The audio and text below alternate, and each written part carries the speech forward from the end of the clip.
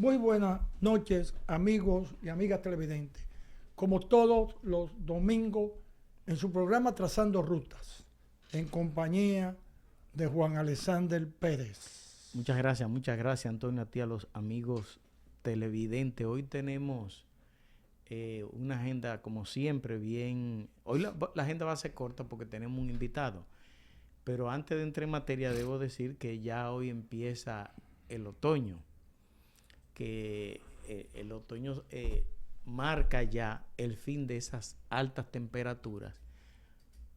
Pero no será hasta noviembre cuando se empezarán a sentir eso, un alivio en esta alta temperatura. El sol cruzará el ecuador celeste en su trayectoria de norte hacia un fenómeno conocido como el equinoccio de otoño. O sea que por eso hoy, a partir de hoy, marca el cambio de estación.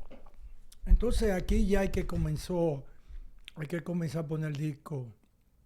Ya llega la brisa Sí. que sopla la Navidad. Sí. Después que entre ese frito, la gente No, dice, pero Maduro decretó ya la Navidad. sí, que la Navidad ya empezó. Oye, después que entra ese ambiente de la brisita, del frío, que la gente tiene que ir con una camisa manga larga, la gente dice estamos en Navidad. Parece ser que a partir de octubre ya estos calores intensos. Mira, yo entré en un salto a un sitio y caminé 3 minutos y llegué sudado. Yo normalmente por la mañana cuando me levanto voy al baño y me baño. 7:30, 8. A las 9 tuve que meterme a entrar al baño porque tenía un sudor y una pegazón. Digo, yo no puedo salir. Y volví, o sea, me dejé hasta la camisa mojada para mantener un poquito de fresco. Oye, cómo está este bendito calor. No, y cada vez será peor porque se estima que para el 2050 habrán zonas del planeta que no podrán ser habitables por las temperaturas tan altas que habrá. Por ejemplo, ahí en el Medio Oriente, Pakistán, esa zona de por ahí, habrá temperatura tan alta que esas zonas por ahí prácticamente se van a declarar inhabitables. Yo no sé qué van a hacer con la gente de por ahí, pero algo habrá que hacer de aquí al 2050. Así mismo, mira, antes de eso. entrar aquí al 1.487.000.000.000 del presupuesto, háblame un poco de los Viper. Sí. Eso, yo quisiera que Samuel nos apoye con las imágenes ahí. Bueno, ese es un caso porque los que pasamos de 20 conocimos eso de los Viper. Que previo a los celulares, los Viper era el medio más ágil de comunicación. Bueno, pues, y ya los Viper en esta zona del planeta estaban olvidados, pero en el Medio Oriente, esos grupos subversivos se comunican a través de Viper porque es una forma de ellos. Los Viper son unidireccionales, es decir, que tienen una sola dirección y que solo le entran mensajes. Y entonces Israel interceptó una compra, o no que interceptó, sino que una empresa fantasma, creó una empresa fantasma en Budapest para venderle unos Viper a Hezbollah. Hezbollah es un movimiento que la comunidad internacional la estima como terrorista, que defiende el islamismo en el Líbano. Y a través de esos Viper, cuando Israel, los Viper fueron adquiridos en Taiwán. Entonces Israel los compra y los lleva a un lugar donde le colocan una especie de dispositivo químico en las pilas, y que con ese dispositivo químico los Viper iban a estallar con el calor. Entonces, mediante un software donde registraron todos esos Viper, el martes pasado lograron activar todos esos Viper a la misma vez, y todos esos Viper comenzaron a estallar. Cuando el compuesto químico se calentó, esos Viper comenzaron a estallar, y la cantidad al otro día, el miércoles, entonces fueron, porque entonces Hezbollah al tratarse el tema, al explotar los víperes, entonces Hezbollah empezó a usar los walkie-talkie. Entonces el miércoles empezaron a explotar también los walkie-talkie y hay 38 personas fallecidas por las explosiones. Pero hasta los paneles solares se habla que explotaron. También los paneles solares estaban explotando. Y hay 38 personas fallecidas, hay 2,000 y pico de heridos. Entre ellos hay una gran cantidad que perdieron las dos manos porque tenían los víperes, cuando los víperes estallaron los tenían en las manos. Otros perdieron la vista. Otros 300 y pico perdieron la vista. Incluso tenemos ahí unas imágenes cuando lo llevan en un avión hacia Irán, a ver si se les podía salvar la vida a algunos. Mírenlo ahí donde están las personas cuando lo llevan hacia Irán, a ver si se les puede... eso es parte de la guerra. Después, el jueves, Israel incursionó vía aérea en el Líbano y explotó varios edificios. Y Estados Unidos mandó al ministro, al secretario de Defensa a esa zona a tratar de impedir que Israel vaya a hacer una incursión terrestre en el Líbano, porque eso ya pudiera llevar a un conflicto de escala mayor, que incluso puede llevar a una conflagración en todo el Medio Oriente.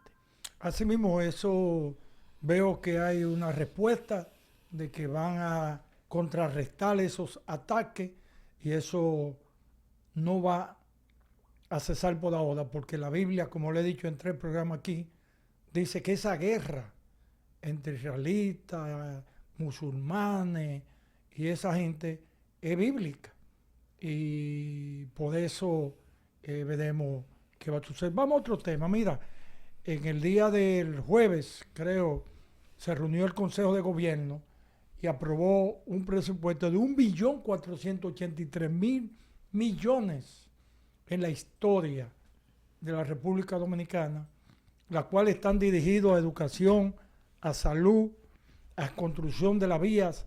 Ahí veo que está el metro, la ampliación de la autopista, el monorriel de Santiago. El monorriel, la autopista del Cibao, la salida del 9, o sea, un sinnúmero de congestionamiento. Hay 54,000 millones para el asunto de los combustibles.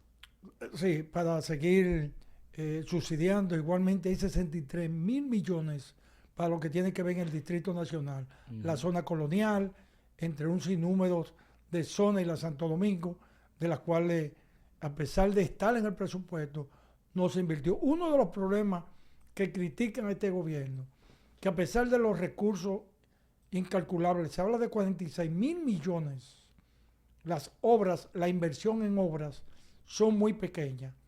Lo que indica el gasto de capital. El gasto de capital, lo que indica que el gobierno, para agilizar la economía, tiene que tirar esos chalitos a la calle, para que el obrero, los pulperos, el fritudero, en fin. Por el contrario, yo creo que la inversión de capital en estos próximos 3 años será muy baja. Yo por el contrario creo que va a ser muy baja. Y creo que será muy baja por lo siguiente.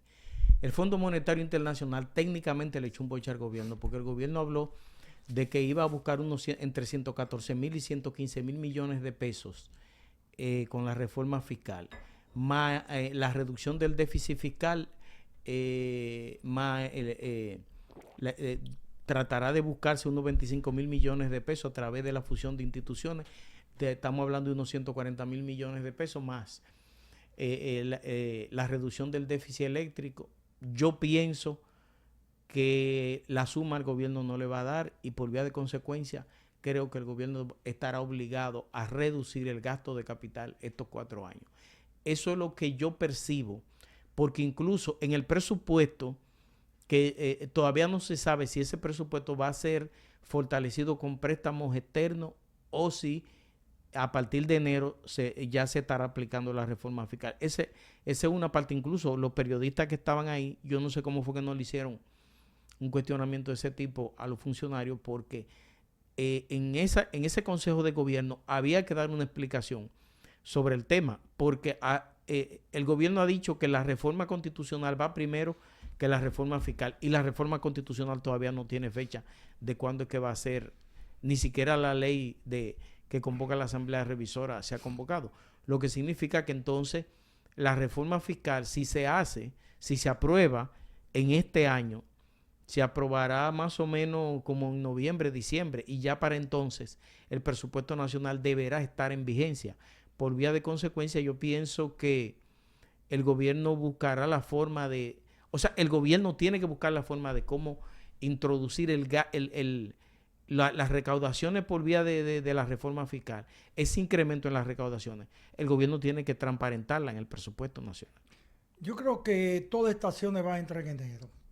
Esta reforma, porque mira, a pesar de ponerse de acuerdo con la reforma constitucional, se ha mantenido en silencio, inclusive, como tú dices, no han convocado los 15 días de rigor para que la Asamblea, o sea, las dos cámaras, se siente a aprobar el proyecto. Estamos hablando que ahorita se va octubre. Todo el mundo está proponiendo acciones, hasta a la empresa e instituciones en asuntos personales que uno está involucrado. La gente habla de enero, porque es que ya a fin de año tú no puedes ejecutar ningún tipo de acción que cambie o vulnere los presupuestos de la familia y de las instituciones. Por eso entiendo que igualmente la reforma fiscal, el pacto fiscal será sometido en enero. El presidente parece que después anunció, está buscando la forma de que pueda tener la menos, que afecte lo menos, porque oye, ahí veo en las redes el escrito de Ligia Bonetti, inclusive lo están enviando donde prácticamente enfrentó al gobierno y le dijo que no tiene brújula y que no tiene inversión para el sector industrial, que solamente se preocupa por el turismo.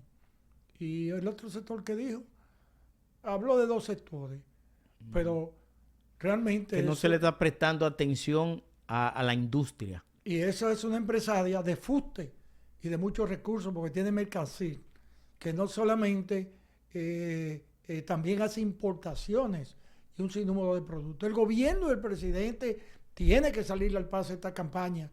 Yo me pongo a ver las redes y la gente vive reclamando. Y el presidente, que es muy activo, tiene que seguir a través de X escuchando a la gente para poder mirar.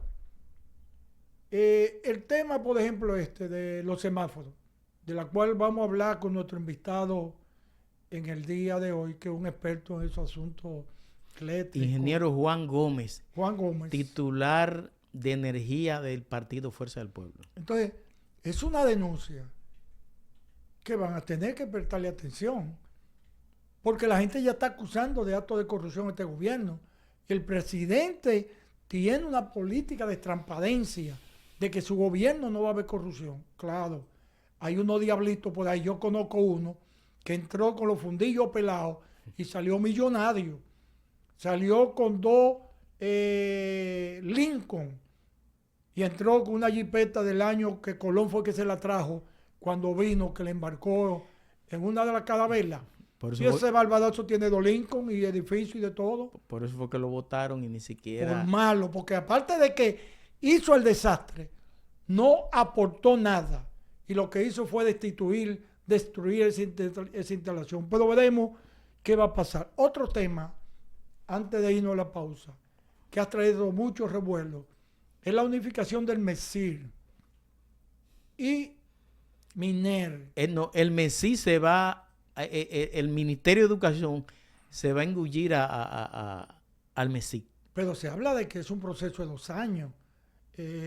Dicen ellos. Dicen ellos, pero el hecho de poner a la apagafuego, la vicepresidenta Raquel Peña, al frente, jefa de la coordinación general de todo, ¿tú sabes lo que es eso? De todo el sector educativo. Que esa es la jefa, la cual ha traído buen vista. Por más, como le dice la gente, yo no le voy a decir el nombre, que le dicen Villagui, Ángel Hernández, quiera o no quiera, es una disminución de poder. Ya es un subalterno. Eso ya es un subalterno. Y eso igualmente, mi amigo Frankie García Fermín, no puede estar de acuerdo. Y la sociedad, la ADP, entre otros grupos que tienen que ver con la educación, han criticado la acción de la unificación. Por cierto, la ADP emitió un documento donde dice que la educación no es un problema de economía, sino un problema de aumentar la capacidad, los conocimientos y la enseñanza, que no se puede valorar ni se puede ahorrar en un sector como la economía y la salud, que son aspectos fundamentales que tiene el ser humano. Y esto ha traído un sinnúmero de controversias y están llamando al presidente a que vuelva a reconsiderar. El presidente es un hombre que oye. El presidente cuando algo entiende que puede traer el problema, pues yo te voy a decir algo a ti. ¿Tú te crees que eso del Colegio Dominicano de Abogados, de dejarlo así, fue porque el sector que llevó un candidato lo aceptó? Es que el presidente no quería escándalo, porque estaba en un proceso de elecciones y no quería meter un ruido. El presidente y los gobiernos le huyen a los colegios de abogados, a los colegios médicos, al ADP, que es la Asociación Dominicana de Profesores, no al Colegio de Ingenieros, porque es una institución que no tiene que ver nada con la gente, con el beneficio de los ciudadanos. ¿Qué dice la gente? ¿Qué me importa a mí que ese edificio tenga vicio o no? Ahora, los otros sectores dan un servicio directo a la sociedad. Dan un servicio directo que influyen en la vida de cada uno de los dominicanos. Por eso veremos qué va a pasar en lo adelante con la Constitución, con el pacto fiscal, con la reforma constitucional, con la reforma laboral, con el Código Penal, entre tantas reformas, porque ya no es Balaguer que se puede llamar reformador. Cuando pasen todas estas reformas, el reformador es Luis Abinader Corona. Vámonos a la pausa. Bueno, como habíamos anunciado, está con nosotros el titular de la Secretaría de Energía del Partido Fuerza del Pueblo, Juan Gómez. ¿Cómo están las cosas, Juan? Buen día. Buenas noches. Encantado de estar aquí con ustedes y acompañando a todos, la persona que le sigue y a las órdenes. Dígame una cosa, vamos a empezar por lo más fácil. ¿Por qué hay tanto apagón? ¿Por qué hay tantos apagones? ¿Qué es lo más fácil? Eso no es lo más fácil, ¿no? Mira, real y efectivamente tenemos una gran crisis en el sector eléctrico, en la parte de distribución, específicamente, que es lo que la gente siente desde su casa. Lo que le decíamos desde el inicio de este gobierno, que no se estaban haciendo las inversiones en empresas distribuidoras, se está reflejando hoy día e inclusive ya se está reconociendo por las propias autoridades oficiales. Vemos que la vicepresidenta admite en una declaración que hace falta inversión, pero cuando ella da esa declaración el mes pasado, o a inicio de este mes, perdón, ella todavía, hasta esta semana, que el presidente la reasigna a jefa de otro gabinete, ella era jefa del gabinete del sector eléctrico, ya tenía 2 años en esa posición. Entonces nos sorprende un poco que ella sea una de las denunciantes de la falta de inversión cuando ella era la jefa de esa área en el gobierno. Entonces, ¿sabes lo que es? Que la empresa distribuidora Pueblo Dominicano, que son la caja del sector eléctrico, porque todos los miles de millones que vemos que se requieren para este sector entran por la empresa distribuidora.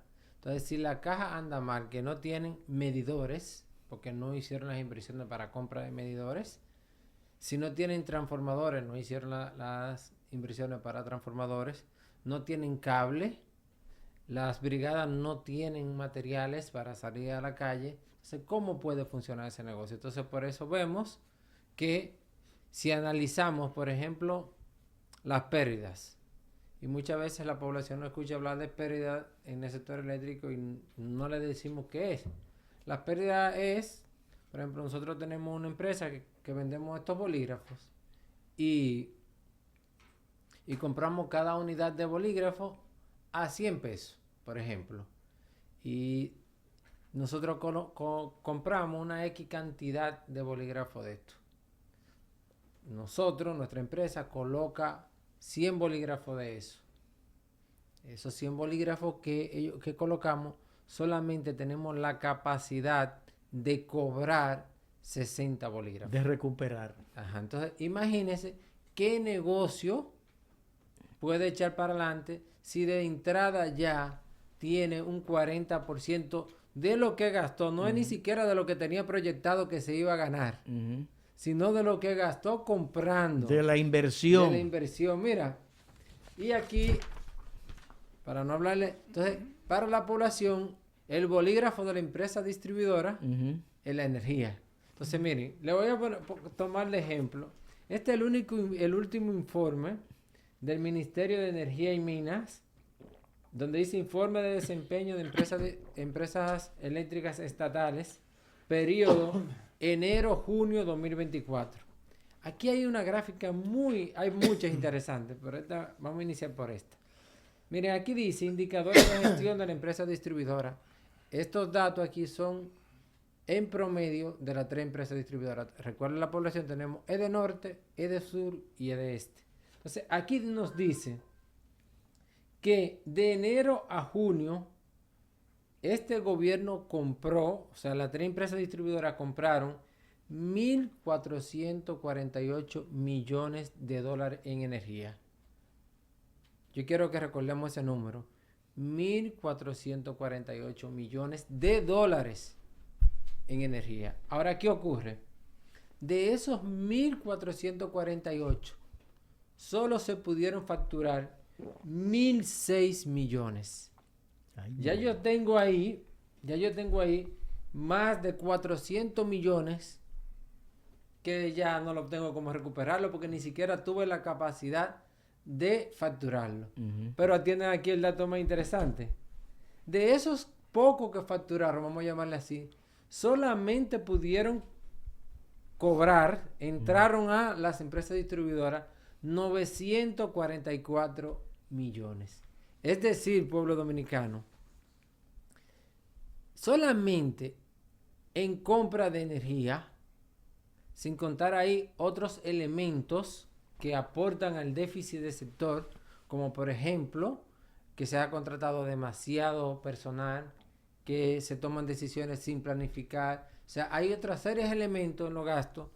Solamente por ese renglón tenemos 503 millones de dólares de enero a junio de este año en rojo. Eso significa... ¿Cuánto?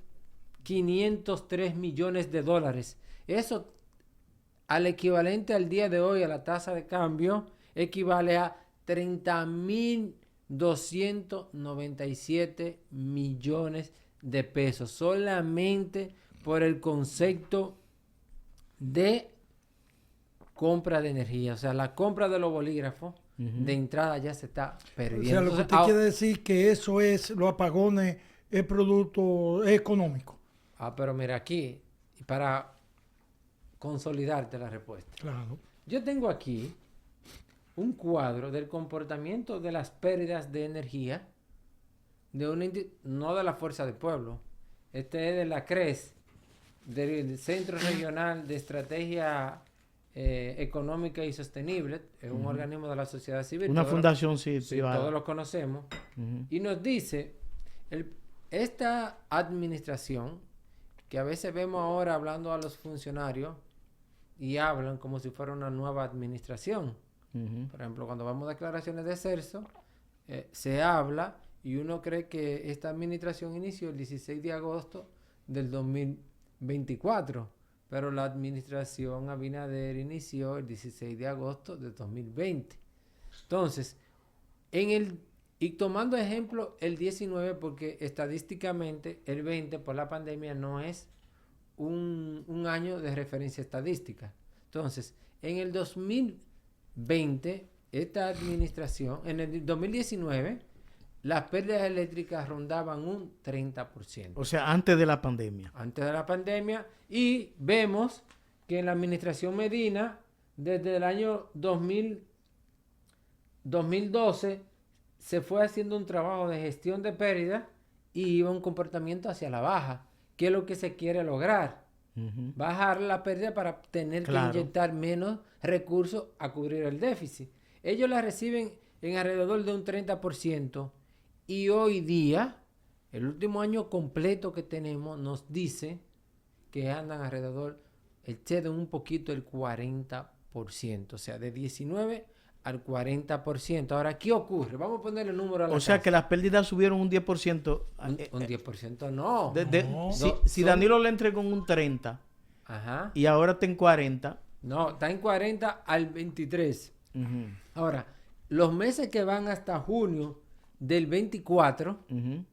están en un 43.9. Ok. Entonces, las cosas han ido de mal en peor. Ahora, la población, le hablamos de las pérdidas, ya le explicamos que la pérdida. Ahora, en dinero, ¿qué significó eso? Que en el 2019, Hacienda, el Estado Dominicano, el pueblo dominicano, de todos los impuestos que pagamos, Hacienda tuvo que transferirle al sector para llenar el déficit, le tuvo que transferir 31,000 millones de pesos. Ahora, en el 2023, para llenar esa diferencia en dinero, el gobierno tuvo que transferir 86,000 millones de pesos. Pero más grave aún, eso fue el 23 que completo. Ahora, hasta en los primeros meses de este gobierno, en 7 meses, aquí vemos una nota muy bien recogida del Listín Diario del día 30 de agosto del 2024, nos dice que ya en los primeros 7 meses, esta administración de este nuevo año había transferido 50,600 millones en dinero para llenar el déficit eléctrico. Es decir, que si sigue ese comportamiento Anualizado. anualizado, podemos decir que se va a llegar a alrededor de 93,000 millones de pesos en el 24. Ahora, yo quiero que nos expliquen. Este equipo de gobierno, que hacía una excelente oposición y que daba soluciones a todos los problemas, nos expliquen cómo es que en sus manos se ha descalabrado el tema de la distribución eléctrica en República Dominicana. ¿Cuál es el objetivo de ello? Porque técnicamente nosotros no nos lo podemos explicar. Entonces, ahí están las razones de todo esto constante tanda de apagones. Vemos ahora lo que no habíamos visto, y hay que ser justo, lo que no habíamos visto en mucho tiempo en este gobierno. Vemos protestas, vemos inclusive una forma nueva de apagones, porque cuando abrimos la prensa vemos sectores que te dicen que tienen 12 horas de apagones, que tienen a veces, leí antes de ayer un sector que tenía 3 días sin apagones, y hay otras que es muy dañina, y es que no es solamente que nos están dando apagones, sino que las casas, algunos circuitos parecen arbolitos de Navidad, que llega, se va, llega y se va. Intermitente. Imagínense lo que significa eso para la seguridad de la integridad física y también para nuestros equipos electrónicos y eléctricos. Entonces, yo creo, y sería bueno que el gobierno nos dijera por qué este comportamiento tan negativo con unas personas, el PRM, que tenían la solución de todos los problemas eléctricos, en todas las áreas eléctricos. Y yo quiero que me digan una sola área del gobierno que esté funcionando mejor a como ya la recibieron. Pero esa respuesta debe dártela mi amigo Morrison, que escribía bastante y tenía la solución, y este amigo mío Antonio Almonte, que escribían con soluciones y uno lo leía y uno realmente llegó el momento que yo estaba confiado que todos los gran tecnógrafos, esos gran tecnólogos, iban a resolver el problema eléctrico. Eso me parece a los tiempos de Temito Clemontá. Ahora, te digo, en 3 meses yo resuelvo y hubo que quitarlo. Ahora, mi pregunta es, sí, pero ¿a qué se deben los apagones? ¿Qué es lo que la gente quiere saber? Los apagones se deben a que están sobrecargados los transformadores, no hay calidad en las instalaciones, las plantas, como la demanda creció un poco en este periodo de calor y a eso se le ha achacado los apagones, no. Son financieros. No, se le quiere achacar los apagones a que hay una sobrecarga, porque hay una demanda. No, todo el que está en el sector eléctrico sabe que en estos meses de calor y hoy que termine que inicie el otoño, como no bien orientó este caballero, nos presentó ahí un mapa del comportamiento de la Tierra. Todos estos meses ocurre lo mismo todos los años. Eso es cíclico. Entonces, no es que me denuncie que se está consumiendo más, es tomar la previsión para que cuando me surja esa demanda, entonces poder suplirla, porque las autoridades no están para denunciar. Entonces, ahora yo tengo una gran interrogante, queridos amigos, y es de diciembre hasta las elecciones a mayo, no se nos iba la luz. Entonces no son las mismas instalaciones. Ahí no se sobrecalentaban las instalaciones.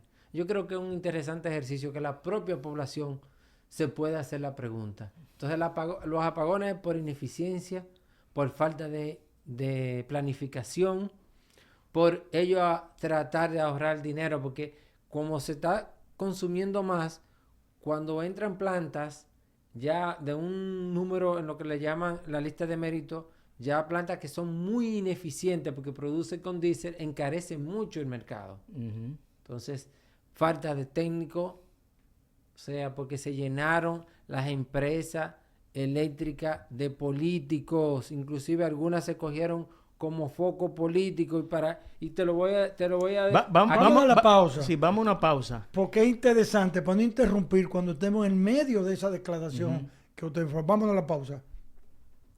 Continuando con Juan Gómez, titular de la Secretaría de Energía del Partido Fuerza que del es un Pueblo. tema que hoy está en la palestra. No, y hay que decir que también fue superintendente de electricidad, o sea, que es un hombre que está al tanto de lo que estamos hablando. Así mismo, o sea, que tiene conocimiento de cómo se maneja el sector eléctrico. Pero yo creo que eso que usted está diciendo ahora con la designación de Joel Santos como coordinador del sector eléctrico es para resolver esas situaciones. ¿Cree usted que va a haber un cambio en la política y mejoría con la coordinación de Joel Santos, quien es el ministro de Energía y Minas? Bueno, ojalá quisiéramos, porque al fin y al cabo, y siempre me expreso en estos términos, queremos que las cosas mejoren, cambien para bien, porque nosotros vivimos en este país, somos de aquí, queremos que las cosas echen hacia adelante. Ahora, con esto que hemos hablado antes, en el segmento anterior, vemos que las cosas en el gobierno, aunque se hablaban y tenían la misma intención que quizás tenga Joel ahora, el resultado ha sido totalmente negativo. Por ejemplo, el PRM, para terminar la idea de cerrando ahorita, hablaba que había mucho empleo en el gobierno, que de las nóminas. Ahora, ustedes quieren saber de su propio informe del Ministerio de Energía y Minas, que es el primero que emite el nuevo ministro.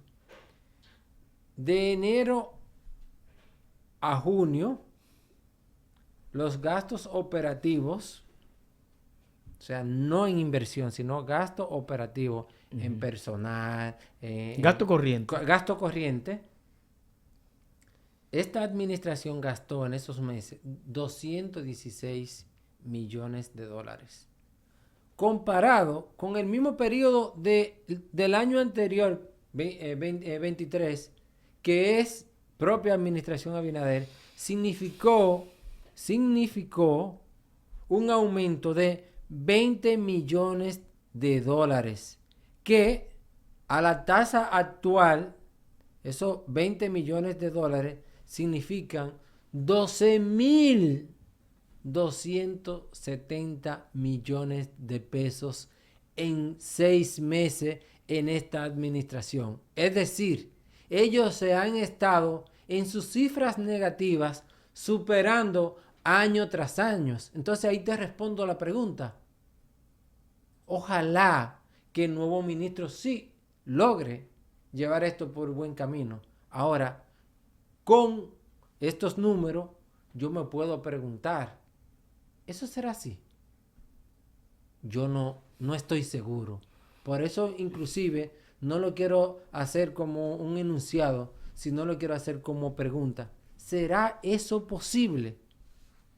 ¿Será posible cuando vemos desconocimiento hasta al más alto nivel del gobierno? Vimos que se celebró una semanal de la del presidente y una periodista le pregunta al presidente porque que si él conocía unas deudas que tenía las distribuidoras con la empresa de generación hidroeléctrica, que es una empresa estatal de generación de electricidad en base a todas las presas y embalses construidos a todos los largos de la época de Balaguer hacia Leonel. En esta administración no se han hecho. Esa es una empresa pública.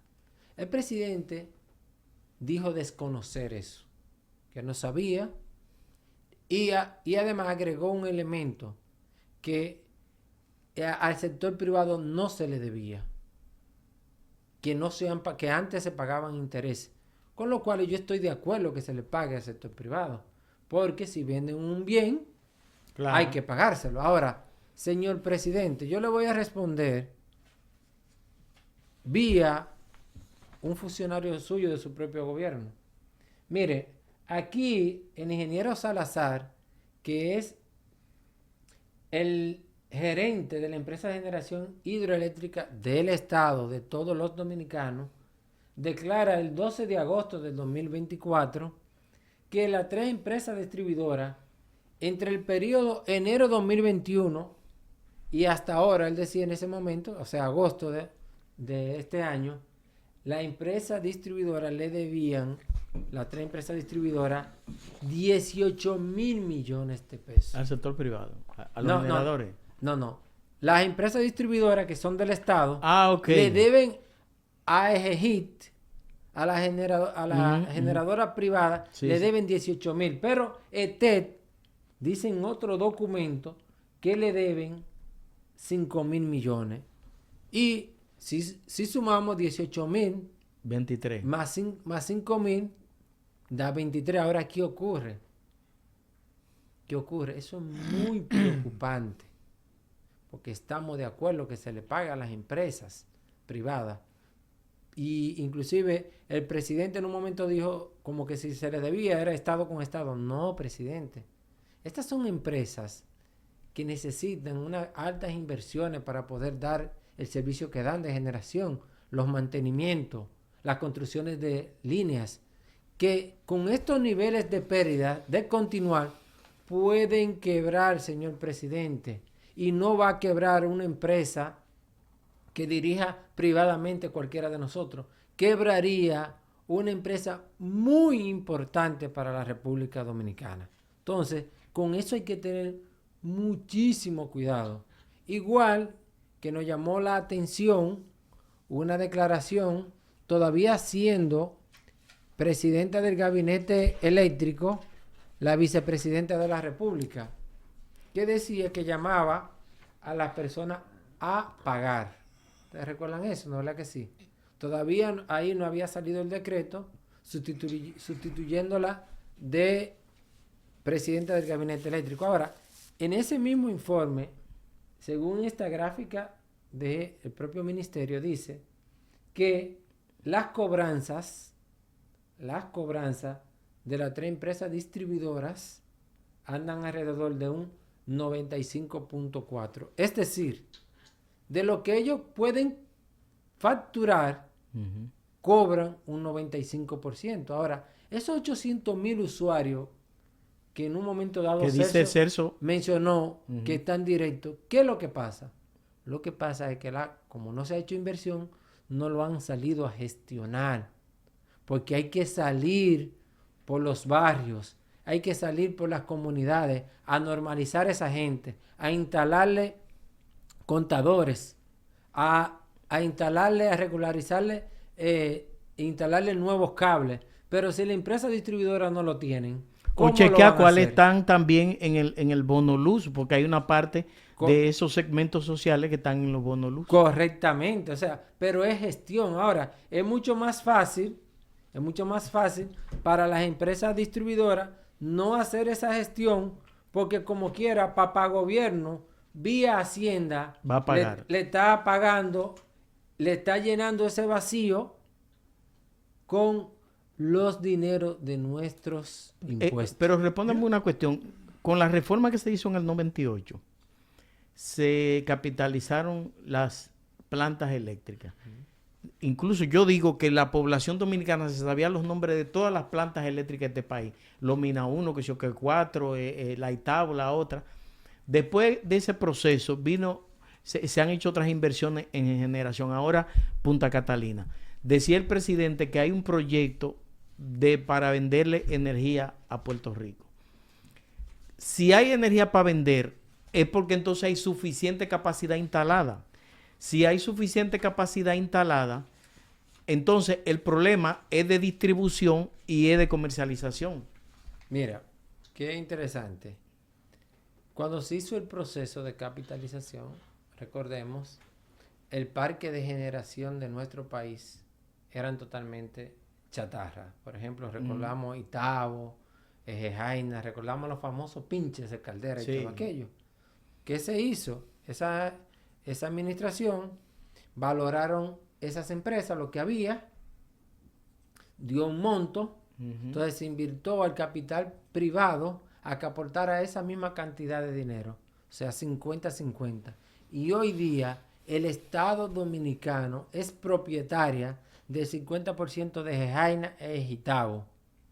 De Lomina 1, Lomina 2. Entonces, de esas centrales... La barcaza que estaba ahí. Ajá, de esas centrales, es bueno que la población sepa, en conjunto con Molino de los Amas, que también se capitalizó, el Estado Dominicano, desde esa fecha hasta el año pasado, ha percibido ingresos por más de 40,000 millones de pesos. Y no solamente que ha percibido esos ingresos, es que es propietaria todavía del 50% de esas empresas.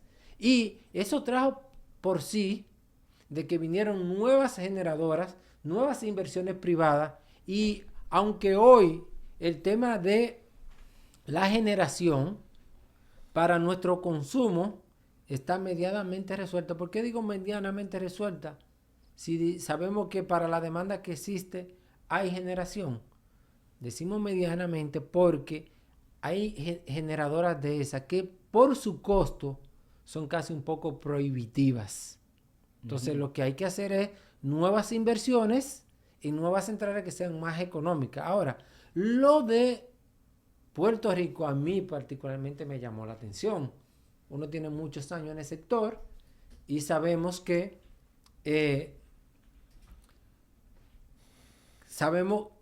se había hablado de interconexión de cable desde Florida o desde Colombia, pero era inverso. Era para que República Dominicana comprara energía desde la Florida, que fuera energía. Florida, todos sabemos que Estados Unidos tiene, por ejemplo, muchas generadoras nucleares, que su costo de generación es muy bajo, o sea, se podía ver muy atractivo. Pero ahora lo que el presidente nos está diciendo, que para el 2027, sin estar lo nuestro resuelto, le venderíamos a Puerto Rico, que ahora mismo cruza por una situación muy complicada. Ahora, yo me pregunto, presidente, ¿le vamos a vender apagones a Puerto Rico? Porque eso es lo que nosotros tenemos en demasía en nuestro sistema. No hay capacidad instalada para vender. Ahora mismo no es posible con la capacidad que tenemos. Por lo que te digo, tenemos suficiente capacidad para suplir nuestra demanda, pero ¿a qué costo ya muchas de esas máquinas que entran para suplir esa demanda de pico? A un costo demasiado elevado que no creo que ningún otro mercado internacional pagaría lo que cueste eso. En el presupuesto de 1.483.000 millones del año 2025 se contempla un monto considerable para el sector eléctrico. ¿Entiende usted que con este monto establecido el gobierno está focalizando en resolver el problema de la energía eléctrica y los apagones en República Dominicana? Pero yo tengo que reconocer que el problema del sector eléctrico no se resuelve de un día para otro. Ahora, cuando vemos que este monto todavía tan significativo, me salta a mí una pregunta. Todas las medidas que anunciaron en esa semanal, lo que se va a tomar no va a tener ningún tipo de implicaciones, porque vemos que vamos a seguir con el mismo tema de seguir inyectando estos volúmenes astronómicos de dinero que pueden ser utilizados en salud, en vivienda, en seguridad ciudadana, o sea, en otros sectores básicos de la población que hoy lo necesitamos. Bueno, pero Celso dijo que los apagones van a ser por largo tiempo y se estima, y él decía que hasta el 2027 se van a preparar las empresas distribuidoras para entonces determinar qué se va a hacer con eso. Sí, pero nos piden paciencia, por ejemplo, pero nos piden paciencia gente que no está sufriendo los apagones que tiene en ningún momento.